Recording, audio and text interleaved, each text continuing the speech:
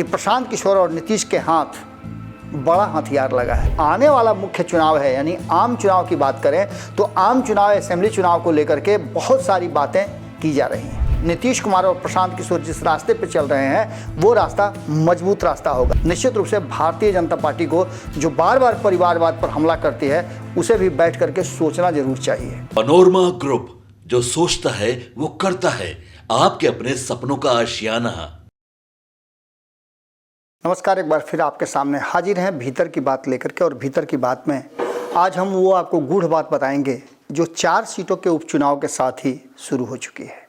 इसको लेकर के जहां एक तरफ नीतीश कुमार और एक बार फिर से प्रशांत किशोर एक तरफ नज़र आ रहे हैं, तो पलड़े के दूसरे तरफ भारतीय जनता पार्टी के साथ साथ तेजस्वी यादव और हिंदुस्तानी अवाम पार्टी भी खड़ी है।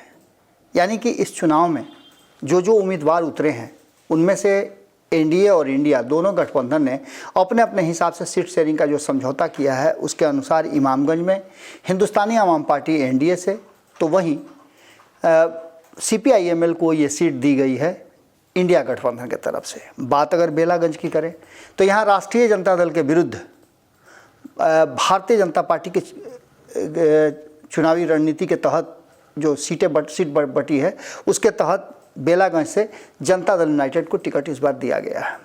जनता दल यूनाइटेड ने अपने उम्मीदवार की घोषणा भी कर दी है, तो वहीं बेलागंज में भी उम्मीदवार की घोषणा राष्ट्रीय जनता दल की तरफ से हो गया है। रामगढ़ की बात करें तो यहाँ राष्ट्रीय जनता दल चुनाव लड़ रहा है और यहाँ भी राष्ट्रीय जनता दल ने अपने उम्मीदवार की घोषणा कर दी है और नामांकन की प्रक्रिया शुरू हो चुकी है। तो दूसरी तरफ भारतीय जनता पार्टी यहाँ भी चुनाव लड़ रही है और उसने भी अपने उम्मीदवारों की घोषणा कर दी है। अब उम्मीदवार की घोषणा के साथ साथ नामांकन की प्रक्रिया भी शुरू हो रही है और इतना ही नहीं, भारतीय जनता पार्टी ने तो अपने स्टार प्रचारक भी नियुक्त कर दिए हैं। इन सब के बाद तरारी की बात करें तो यहाँ भी भारतीय जनता पार्टी अपने उम्मीदवार उतार दी है और यहाँ से विशाल प्रशांत चुनावी मैदान में अपनी किस्मत आजमा रहे हैं। पहली बार चुनाव में उतरे हैं और इसके साथ साथ यहाँ से सीपीआईएमएल को जगह दिया गया है और सीपीआईएमएल जो है वो इस जगह से अपने उम्मीदवार की घोषणा कर चुके हैं। यानी कि इंडिया गठबंधन और एनडीए गठबंधन के बीच तो ये मुकाबला हो ही रहा है, लेकिन इन चारों सीटों पे जेएसपी जन स्वराज पार्टी अपने अपने उम्मीदवार की घोषणा कर रही है। 3 सीटों पे उम्मीदवार की घोषणा हो गई है। हालांकि बेलागंज को लेकर के अगर बात करें तो उम्मीदवार की घोषणा हो चुकी है, यहाँ भी एक नए समीकरण के तहत उतरी है। इमामगंज में नए समीकरण के तहत उतरी है।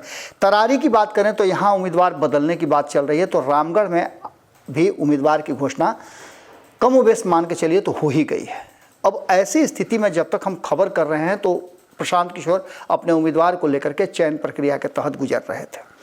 ऐसी स्थिति में ये सब बातें तो चल ही रही हैं, लेकिन इसके साथ साथ यहाँ जातीय समीकरण बिठाने की भी ज़बरदस्त तैयारी शुरू हो चुकी है। आपको बता दें कि एक तरफ जहाँ जातीय समीकरण, दूसरी तरफ उम्मीदवारों के चयन में जनसुराज ने कई चीज़ों का ध्यान रखा है, जिसमें पढ़े लिखे, शिक्षित और योग्य उम्मीदवारों की बात की जा रही है। जैसे इमामगंज में उसने एक डॉक्टर को उतारा है, तो वहीं बेलागंज की बात करें तो यहाँ से एक प्रोफेसर को उतारा है। इसके अलावे तरारी की बात करें तो यहाँ से एक सैन्य अधिकारी को उतारा गया था।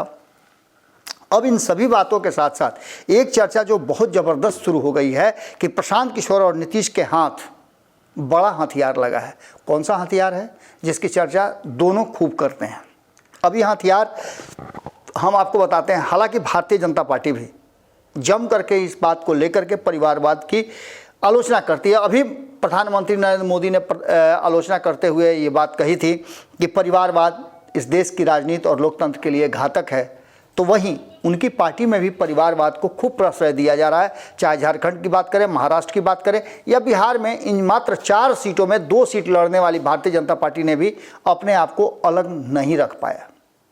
आपको बता दें कि इन सभी बातों को लेकर के जो आने वाला मुख्य चुनाव है, यानी आम चुनाव की बात करें तो आम चुनाव, असेंबली चुनाव को लेकर के बहुत सारी बातें की जा रही हैं।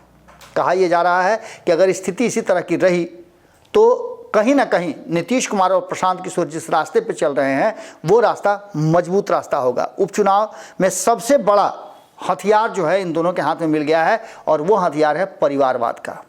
इसको लेकर के जब चर्चाएं शुरू हो गई, अब तक परिवारवाद का जो आरोप है वो लालू प्रसाद पर बिहार में लगता था।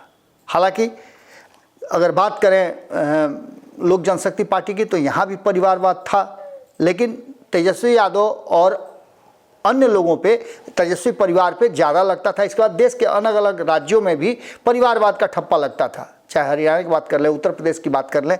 लेकिन बिहार में जब बात आती है तो यहाँ से लालू परिवार सबसे ज़्यादा कटघरे में खड़ा रहता है। जबकि जीतन राम मांझी सहित चिराग पासवान की बात कर लें तो ये सब जिस तरह की पार्टी और जिस तरह का टिकट बंटवारा होता है उसमें परिवारवाद की, इन पर भी इनको परिवारवाद से अलग नहीं किया जा सकता है। और भारतीय जनता पार्टी ये सब कुछ देखती, सोचती, समझती है। अब भारतीय जनता पार्टी किस पैमाने से इसको नापती है वो अलग बात है। भारतीय जनता पार्टी ने भी तरारी में वही बात किया। तरारी में सुनील पांडे के पुत्र विशाल प्रशांत को वहाँ टिकट दिया गया है जो परिवारवाद की तरफ ही इशारा करता है। हालांकि विशाल प्रशांत पहली बार भारतीय जनता पार्टी में गए हैं, अपने पिता के साथ उन्होंने ज्वाइन किया था, और यहाँ भी एक राजनीतिक फैमिली जरूर है।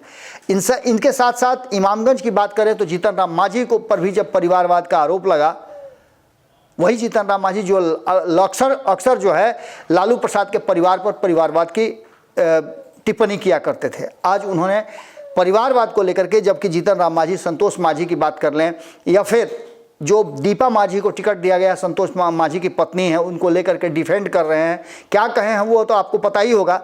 लेकिन इससे पहले भी जब वो मुख्यमंत्री हुआ करते थे तो उस समय उनके दामाद को भी इन्वॉल्व कराने और पीएस बनाने को लेकर के बवेला काफ़ी मचा था। खैर, इन सारी बातों के साथ साथ दीपा मांझी पर उन्होंने डिफेंड किया है कि दीपा मांझी पहले से ही राजनीति और समाज सेवा से जुड़ी हुई रही हैं, इसलिए उसको परिवारवाद से नहीं जोड़ा जा सकता है। बेलागंज की बात करें तो सुरेंद्र यादव अपने पुत्र को वहाँ से चुनाव मैदान में उतार चुके हैं। राष्ट्रीय जनता दल ने उन्हें सिंबल दिया है, तो यहाँ भी परिवारवाद नजर आ रहा है। यानी चारों क्षेत्रों अगर देखें हम तो चारों क्षेत्र में रामगढ़ एक ऐसा क्षेत्र है जहाँ कहा जा रहा था कि परिवारवाद नहीं होगा, लेकिन यहाँ भी परिवारवाद बड़ी मजबूती से हावी हो गया। जगदानंद सिंह लगातार यहाँ से चुनाव जीतते रहे हैं और जगदानंद सिंह के बाद यहाँ से चुनाव जीतने वाले उनके पुत्र हैं सुधाकर सिंह। सुधाकर सिंह के बाद अब जो स्थिति है कि उनके छोटे पुत्र अजीत सिंह को यहाँ से उम्मीदवार बनाया गया है। ये सभी परिस्थितियाँ इस बात की तरफ इशारा कर रही हैं कि बिहार की राजनीति में परिवारवाद से आप अलग नहीं हो सकते हैं। वहीं आपको बताएं कि एक तरफ नीतीश कुमार तो दूसरी तरफ जनसुराज के प्रशांत किशोर, ये दोनों परिवारवाद से अलग हैं और दोनों परिवारवाद पर जमकर हमला करते हैं। न तो नीतीश कुमार ने अपने परिवार के किसी सदस्य को इन्वॉल्व किया और न ही टिकट बंटवारे में किसी भी तरह का कोई घालमेल परिवारवाद को लेकर के किया है प्रशांत किशोर ने। दोनों के पास एक बड़ा हथियार है जो इस उपचुनाव में इस्तेमाल होगा। यानी कि जब नवंबर में आज से 10 दिन के बाद जब नॉमिनेशन की प्रक्रिया खत्म हो जाएगी, सिंबल अलॉट हो जाएगा और चुनावी प्रक्रिया शुरू होगी आम जनता के बीच जाने की, तो सबसे बड़ा हथियार लेकर के निकलेंगे अगर नीतीश कुमार तो वो होगा परिवारवाद। और उनसे भी उनके साथ साथ कदम से कदम मिला करके निकलेंगे जनसुराज के तरफ से प्रशांत किशोर और उनकी टीम जो परिवारवाद पर हमला करेगी। अब परिवारवाद को लेकर के जितना भी डिफेंड कर लीजिए, हालांकि एक बात कह करके निकला जा सकता है कि डॉक्टर का बेटा डॉक्टर हो सकता है, तो फिर पॉलिटिशियन का बेटा और उनके परिवार के सदस्य पॉलिटिशियन क्यों नहीं हो सकते हैं? बिल्कुल हो सकते हैं। क्षमता और योग्यता बहुत बड़ी चीज़ होती है। इसी को लेकर के सवाल खड़े हो रहे हैं और इन सवालों का जवाब निश्चित रूप से भारतीय जनता पार्टी को, जो बार बार परिवारवाद पर हमला करती है, उसे भी बैठ करके सोचना जरूर चाहिए। परिवारवाद की इस राजनीति और मुद्दे को कितना भुना पाते हैं लोग, देखना दिलचस्प होगा इन 4 सीटों के चुनाव में। जुड़े रहिए भारत लाइव के साथ, खबरों का सिलसिला लगातार जारी है। बहुत बहुत धन्यवाद। पनोरमा ग्रुप, जो सोचता है वो करता है। अगर ये वीडियो पसंद आई और वह बिहार के राजनीति और बिहारियत से सरोकार रखेनी तो सब्सक्राइब बटन दबा के चैनल के सब्सक्राइब कर ली। ओजे एगो घंटी बा, ओकरा बटन दबा देला से कुल सटीक और मारक खबर रुआ मुफ्त में मिल जाई। अगर रुआ पत्रकारिता के हमनी के नया प्रयोग में सहयोग कर चाहतानी तो ज्वाइन बटन दबा दी। पेटीएम नंबर नोट कर ली 9386816700। धन्यवाद।